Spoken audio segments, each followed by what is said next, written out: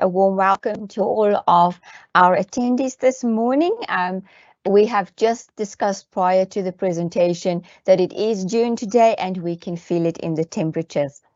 The presentation today on Turnitin is specifically dedicated to our honours students and postgraduate diploma students as indicated by Ms. Samu.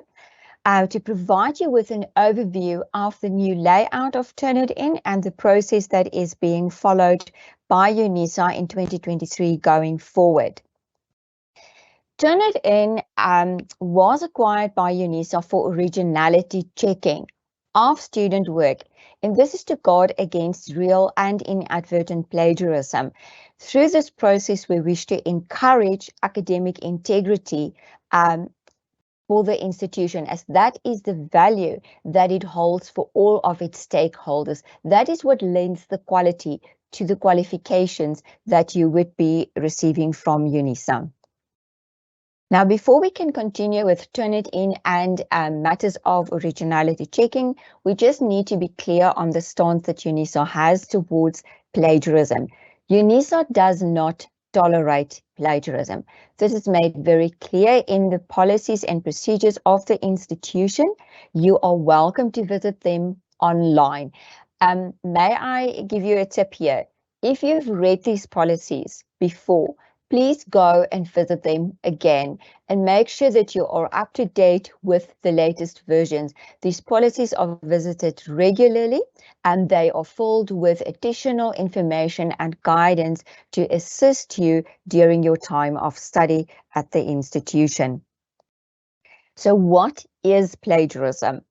Now, plagiarism is, I think many of you would know it as just something like, let's say in school you copied a friend's homework and that would have been considered a plagiarism and that would be unacceptable. Actually, plagiarism has a far wider scope than just simply copying the work from another individual. Now, at the Turnitin desk, we rely on the Merriam-Webster's online dictionary of what it means to plagiarize. We have found this to cover the wider scope of things seen internationally as being plagiarized. So that would include to steal and pass off the ideas or words of another as one's own, to use another another's production without crediting the source, or to commit literary theft, or to present as new and original an idea or product derived from an existing source.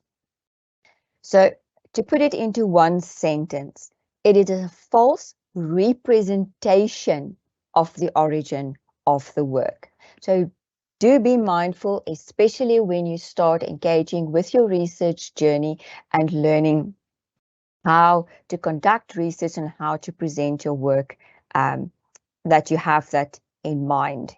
Okay. Most important, UNISA students no longer submit directly to Turnitin. So specifically for you as honours students or postgraduate diploma students, you will not access Turnitin directly. The process has been simplified. It is automated, fully automated. It's integrated with my UNISA, and I'm going to show you how this works. Okay. When it is integrated, it means that it is available for assignments as well as examinations. So you do not have to make any additional effort with regards to Turnitin. You would simply go to submit your assignment, or you are going to submit your examination, and the process for Turnitin would run automatically. That process is selected by your lecturer. And therefore, the note here at the bottom to say that not all assignments and examinations require originality reports.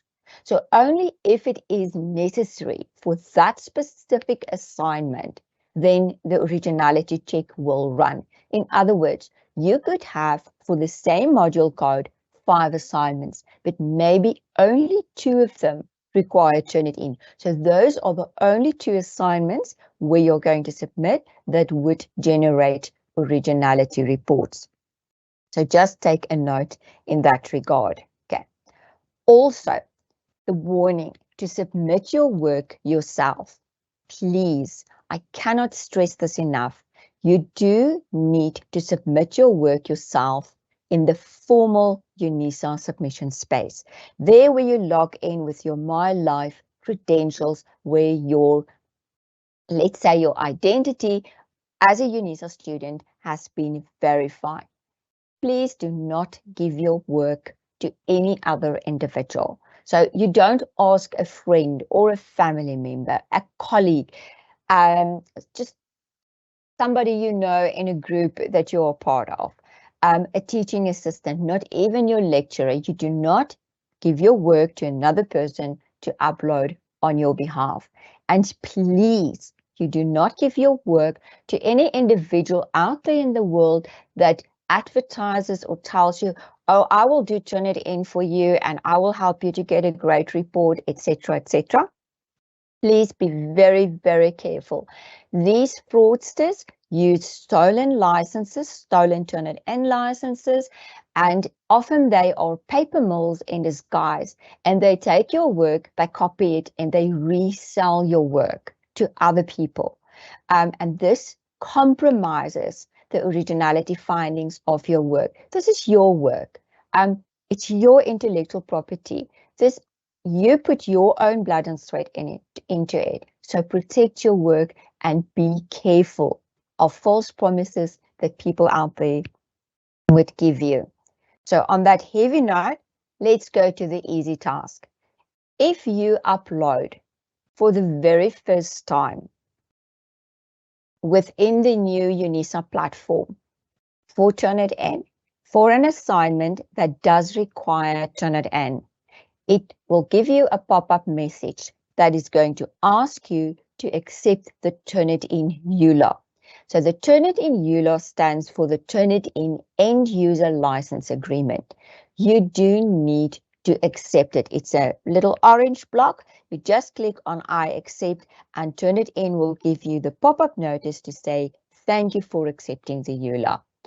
Now the Euler just states that Turnitin does not take ownership of your work. The authorship remains with you as the individual of the specific submission. Further, your work is protected within the UNISA Turnitin account. And I'm also going to give you advice and guidelines on how you can further protect your work. So you accept that. It says it stays within the institution, and that will also enable us in future, should somebody try and plagiarize from your work, to be able to identify that. The Euler, you only need to accept it once. It will then apply for any other submission that is going to require the use of Turnitin. You will not need to repeat it. If you do not accept the Euler, it will not be processed, and then you follow the risk that your assignment may not be marked if there is no report available. So from this screen, you can see what it would appear like if you have selected your specific document for an assignment that you want to upload. The message would be there. So you click on I accept the Euler and it will say thank you, and then you would be able to continue with the submission of your specific assignment. Okay. Now, what do the documents require when you upload for the submissions that are in need of Turnitin? Okay. UNISA relies on all-inclusive, comprehensive originality reports. It is used to encourage originality, and the work is being checked for the content, so for the originality within that specific content. It is not applied as a punitive measure. So therefore, we need an all-inclusive report. You are also advised that your submissions need to be in Microsoft Word or in PDF. Note that a scanned PDF would not be acceptable. Okay. Your specific lecturer may also restrict your submission, let's say, to only PDF format. That is okay. Just keep in mind that you do not scan your specific document. The document that you are going to upload would also require a title page. Now, I think for most of your modules, you do have a cover page that is prescribed. You are provided with a specific template. If not, the title page would mean that you just have a heading, or let's say a block at the beginning of your document to state what you are uploading. So with your name, your student number, the date, the module code, and if you have a unique assignment number, for good measure, you can include that as well. So that once that is opened, that one can immediately see what submission was received from you. Now, having this title page and the content of your document also serves to protect your authorship. So if there is any undue conflict in future for whatever reason, or should any other person lay claim to your work, then that would support the submission with your authorship in the content. Also, the bibliography and the reference list. This needs to be included. Having this within the submission would assist in confirmation of the research content. It would make it easy to do the cross-referencing on the content that you have delivered, to verify the sources that you have used and the citations. So this is a positive. It provides a way to see for the lecturer if you have met the expectations that was set out for that specific submission, that you followed instructions. Maybe you were prescribed very specific sources to be used. It will also enable the lecturer to see if you have used appropriate sources for that submission, and then they can use that information to guide you and to assist you. But most important of all, when you are going to upload your files, make sure that you do have the correct version of your work. If you've worked on several drafts and you are now going to submit your assignment, make sure that it is the final draft that you are uploading, because the submissions that are received that go to Turnitin will be stored permanently. And this is done to protect your work against possible future plagiarism from other students. So you worked very hard to do your assignment. You do not want another student a year or two later to take your work and just pass it off as their own. Having that within the Turnitin would then immediately alert the lecturer of the other person that is trying to plagiarize from your work. So have everything within your document to support the ease of use of the Originality Report and to help protect your authorship and the content you provided within that submission. What happens when your work is received? Your work is received as an assignment that you upload on my modules.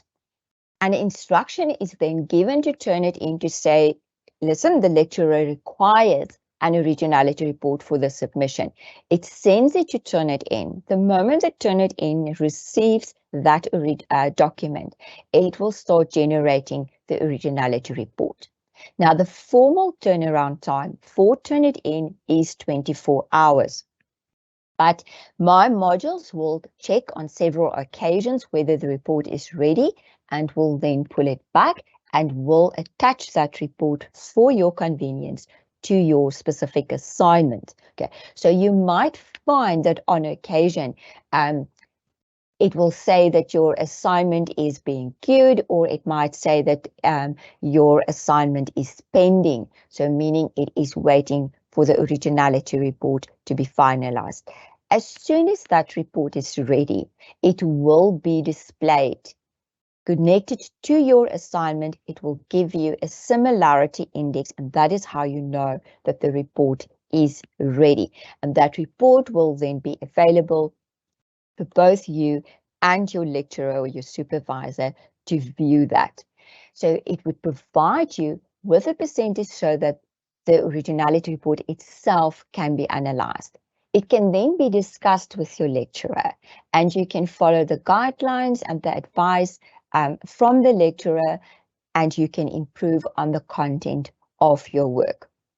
Your Assignments normally allow for you to have a draft as well as a revision and a final submission option.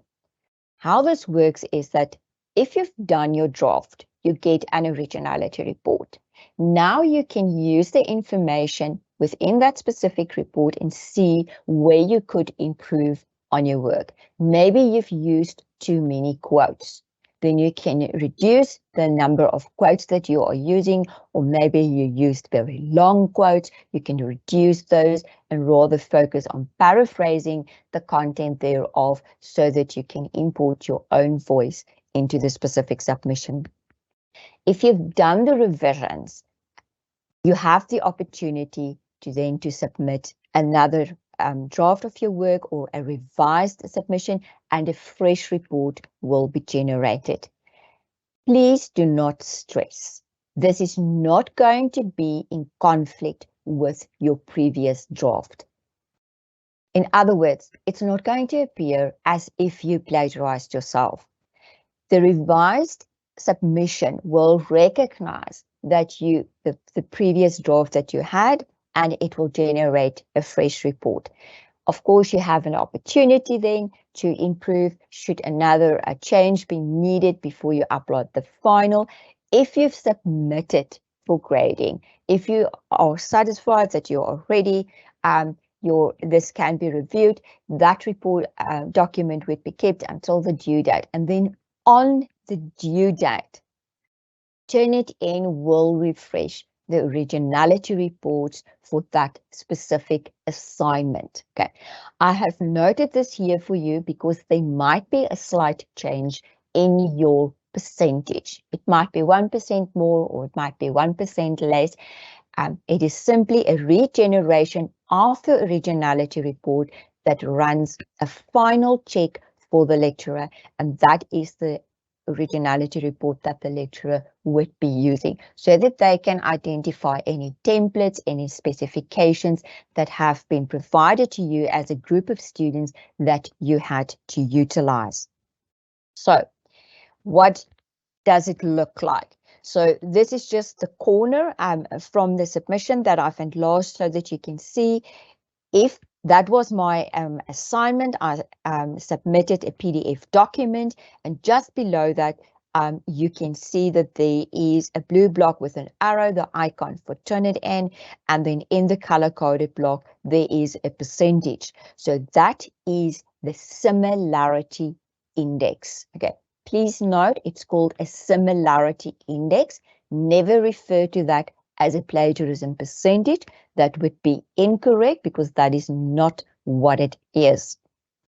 So, and you are going to access your originality report simply by clicking on the percentage. So you literally would open your My Modules, you go to your assignment, and you click on the percentage, and that will open the originality report for you. Now, how did Turnitin get to that 53% in my example?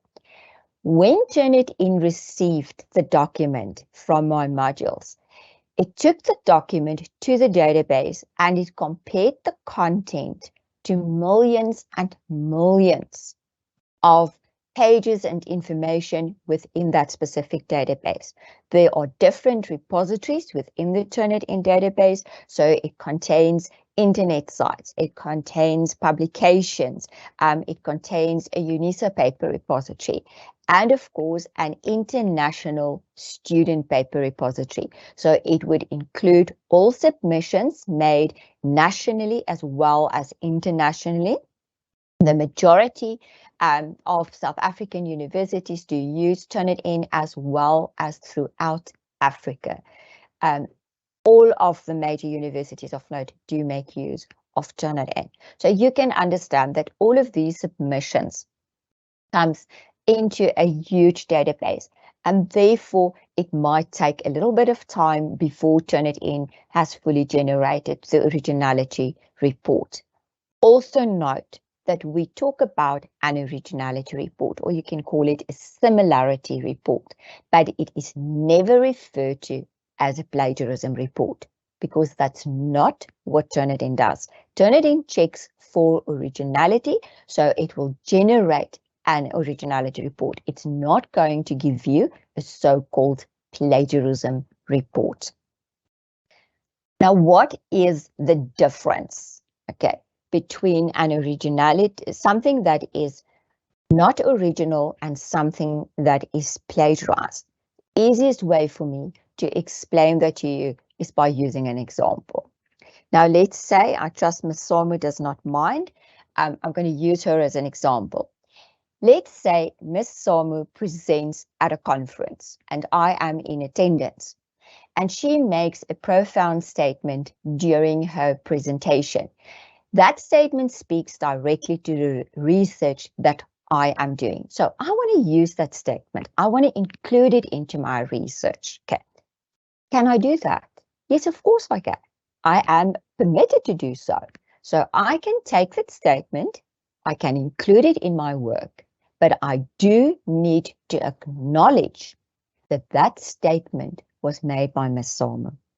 So let's say I quote the statement and I acknowledge that she made that specific statement.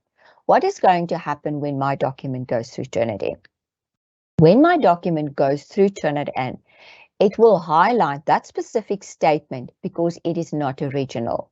Is that correct? Yes, it is, because it's not my statement. Okay, it's not original to me. So that statement has been highlighted. Okay, but did I plagiarize? No, I did not plagiarize. Although the statement is not original to me, I did not plagiarize. Why? Because I quoted, I acknowledged the source of my information. Okay. Now, what if I had taken that statement and I did not quote, I did not give due credit to Ms. Samu for making the statement, I just simply write it into my work. And now when you read my work, it appears as if I am making that specific statement. All right, what does Turnitin do now? So if that document of mine goes through Turnitin, that statement again would be highlighted because it's not original to me. It's still not original because I didn't make that statement. And it has been highlighted. But did I plagiarize in that instance? Yes, I did. Because I gave a false representation of that text. Okay, I included it in my work. It appears as if I had made that statement and I have not given any credit to the source that provided that information to me. So in both instances, it is not original. But in the first instance, I did not plagiarize, but in the second instance, I did. Okay. So Turnitin only shows me that this is not original. Therefore, the originality reports would be analyzed to see whether plagiarism is present in them or not. So the percentage is always just a similarity index. It tells me how much from the content of that specific submission is not original. It does not say how much plagiarism is within the document or even if there is plagiarism. So it is a possibility, but the percentage itself just shows how much is not original, and therefore we call it a similarity index. So what would be included within that index? In other words, what is Turnitin going to highlight? Turnitin will highlight everything not original. Obviously, if you do have copied text in your work from other sources, that would be highlighted. But if you use discipline-related terminology, those could also be highlighted. Names and titles, direct quotes, you might have names or titles within the bibliographies, or your citations might be highlighted as well within the document. So a proper analysis of the originality report is always required by the lecturer or the supervisor to identify if plagiarism is present in the document or not. because it doesn't mean that if something is highlighted, that you have to change it or that it is wrong. For instance, if it highlights a name, you cannot change the name. Okay. Then Turnitin is a positive. It provides a confirmation, let's say, of the proper reference that you have used. So it's not necessarily negative. It can be a positive as well. Also, when you do use quotes and use them sparingly, make them as short as possible. But that would also be confirmation. It would also be a positive, and it is in a manner that your lecturer can identify that you appropriately use quotes, or that they have been done correctly according to the referencing style that is required for your specific subject. And this is an example from an originality report. That is what you are going to see when you click on the percentage to open the report itself. On the left-hand side, you would have the text of the specific submission, and you would see throughout that there are portions of text highlighted in color. You will also see that there are little numbers throughout the specific document. The numbers and the colors are combined, and they are simply there for reference to the matches. So in this example, my first match is my number 1 is in blue. On the left-hand side, I'm sorry, I know the slide is very lightly colored, but on the left, I have text highlighted in blue. It's marked with a little number 1. That means it matches source number 1 in my source overview column on the right-hand side. And you can also see that my number 1 says 26%. Now that means throughout the whole document, there has been several instances where text was highlighted in blue, marked with a little number 1. And all of that put together gives the 26%. So it tells me that source number 1 from the content, 26% matches that specific source. And in this case, it is from Taylor and Francis online. It was a publication on internet where the information was lifted from. So that is what it tells me. But it needs to be reviewed to see if it was properly referenced or acknowledged within the specific text. In this case, my number 2 is green. I see I don't have in this cut one there, but number 3 in purple. This is another match to an internet site. There you can say it says 15%. So on the left, everything highlighted in purple, everything marked with a little number 3 means that it matches number 3 on the right-hand side. And you can see that those have individual percentages, and they are different from my overall similarity index. So on this example, my overall similarity index is 89%. Okay. So that's the index for the document as a whole. It was calculated separately, and then we have the individual matches. Now, I do realize that the burning question for everybody is always what percentage is acceptable. Okay. There is no cutoff percentage. There is no acceptable percentage for the similarity index. Why do I say that? Because UNISA does not tolerate plagiarism. If plagiarism is found within a specific submission, it would be unacceptable. It doesn't matter what the similarity index is. So what does it mean? It means that, let's say you have a submission and your percentage is perhaps 10%. That sounds very low. But when the document is analyzed and plagiarized content is found within that specific document, then that would be unacceptable. But you could also have a submission maybe with 20% on the similarity index. And then when it is analyzed, it is found that everything was duly referenced, acknowledged, and there's no blatant plagiarism within the document, then that percentage could be acceptable. So your focus is never on the similarity index. However, we do provide you with a guideline for the individual matches. So on this slide, you can see here that as a universal rule, we look at a guideline of a maximum of 5% for an individual match. So just permit me to go back to the previous slide.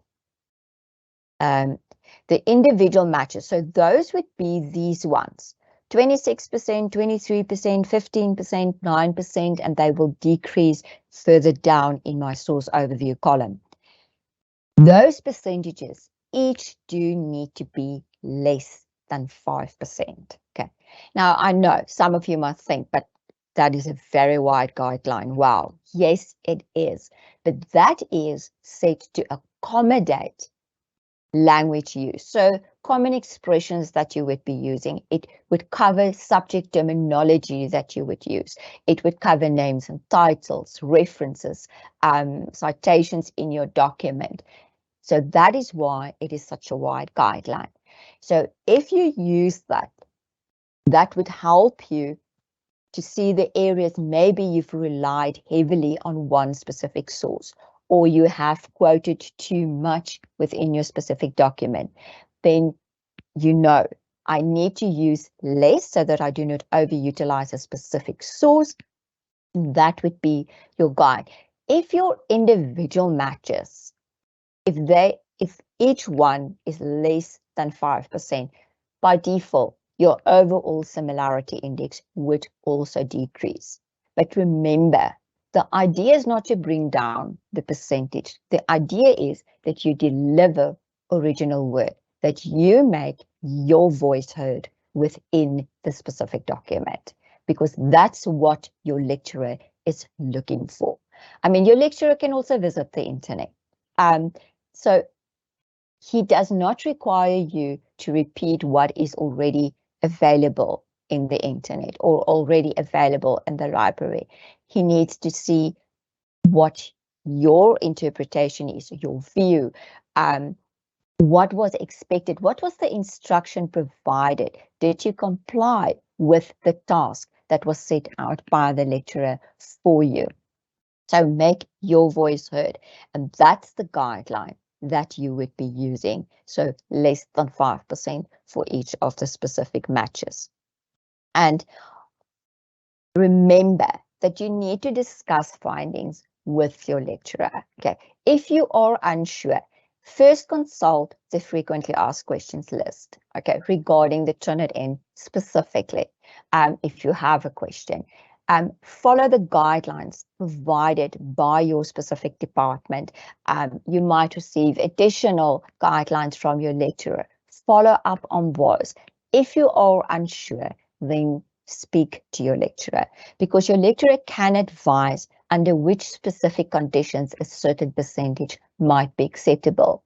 For instance, if your lecturer gave an instruction as part of your assignment that you have to find a specific definition, and that definition needs to be included in your assignment, that definition is not original to you, but you had to use that definition. So that would be acceptable in that specific instance. Okay, but be mindful and consider discussing the findings with your lecturer so that you know in which instance you need to improve and where something might have been acceptable. If you need guidance on how to improve your academic writing, how to improve on paraphrasing, what proper referencing styles to use, you can visit the LibGuides online. They have a host of information on research ethics, integrity, etc. You can also visit the plagiarism.org site. They have a number of articles that would help you to avoid plagiarism. As I said in the beginning, it's easy to step into the plagiarism trap, especially when you start out in a new research field. because you might not realize that the manner in which you are applying the information is considered to be plagiarism. And finally, make sure that your My Life email is active and that you can access it regularly. If you need assistance, please contact the My Life Help Desk in that regard, because all of the formal communication will go to that address. Any communication related to Turnitin itself would also only be sent to your My Life email address.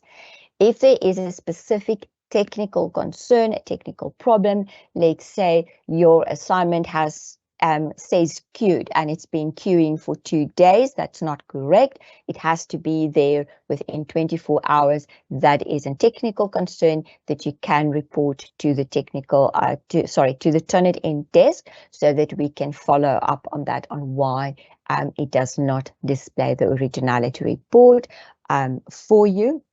So in that instance, you can contact the Turnitin desk. Unfortunately, the Turnitin desk cannot assist you with academic content related matters. In other words, you cannot ask, how do I paraphrase or how do I quote? Okay, so those you need to refer within your department to your teaching assistant or to your lecturer. Thank you very much.